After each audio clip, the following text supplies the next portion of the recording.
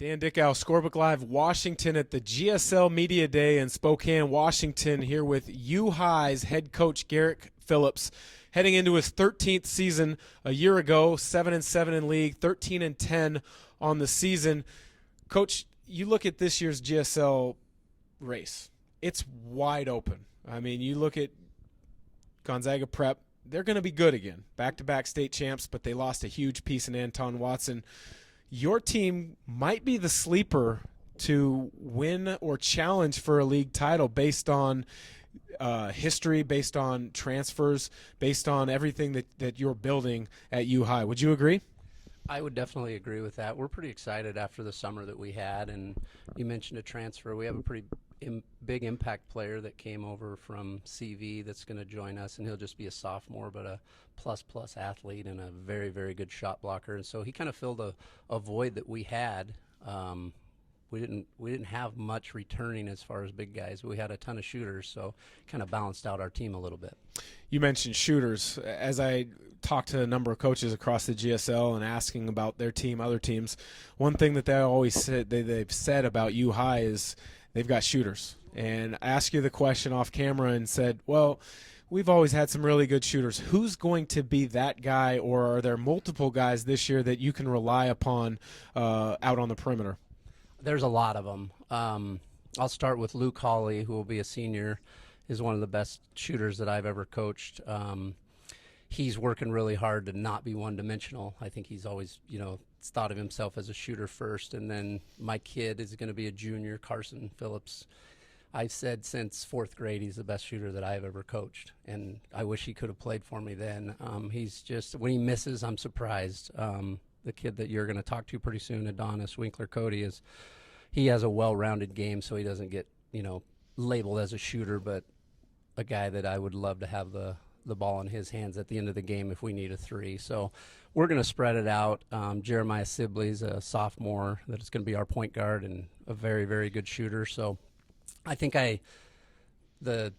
you were talking about how we've always had a lot of shooters. I think I give my guys a lot of freedom and confidence to shoot it. And so, but yeah, we have had success from the three-point line, and Adonis and I were talking on the way down here. We don't want to live and die by that. We want to be more able to scratch out a win if we're not shooting the ball well. But if we're shooting the ball well, I'm not sure that that anybody's going to be able to hang with us if we're shooting it better than average for sure. And with having shooters, that gives you the ability to really space the floor. And one of the things that's been described about your program is, they don't run a lot of intricate offensive sets, but they execute so well. So many times coaches or players want to run multiple actions when if you just run a simple set, execute it great with a shooter, that 3 points comes much easier than something where the ball's been reversed 2 or 3 times. Is that a fair statement?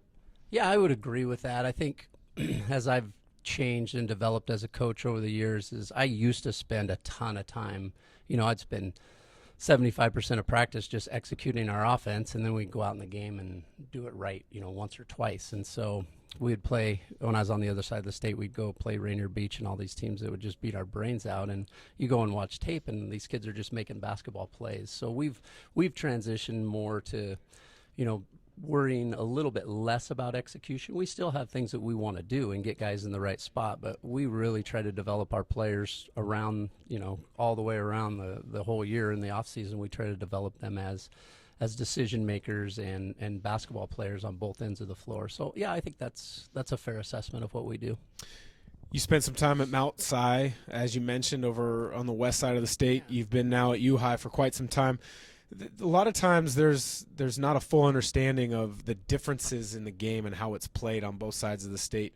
In your experience, how underrated is the GSL, and how unknown is it across the state?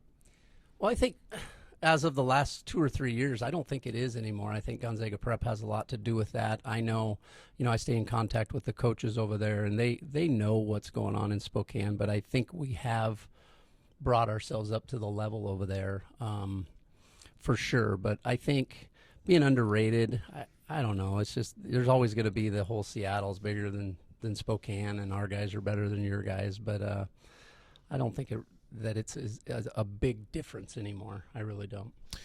If we're having a conversation in February and you've got a smile on your face, that means U High probably had a good season. For that to occur, put your finger on one or two things that must happen. Well, I think I'm going to have a smile on my face regardless because I like my kids, and probably the bigger thing than that is they like each other. I'm still as competitive as ever, and we want to win every single basketball game, but I'm still in the big picture. I want to teach these guys life lessons and have them be good teammates and good to each other. But things that have to happen is we have to develop defensively. We got to become better defensively, and we got to be able to scratch out ways to score if we're not making perimeter shots. So I think those, if I had to pinpoint two things, those are the two things that I think that if I say we have a weakness right now, I don't even know if it's a weakness, but that's something that I want to develop as a coach. Spend some time on both sides of the state. Who's the best player that you have seen in the state of Washington in high school basketball?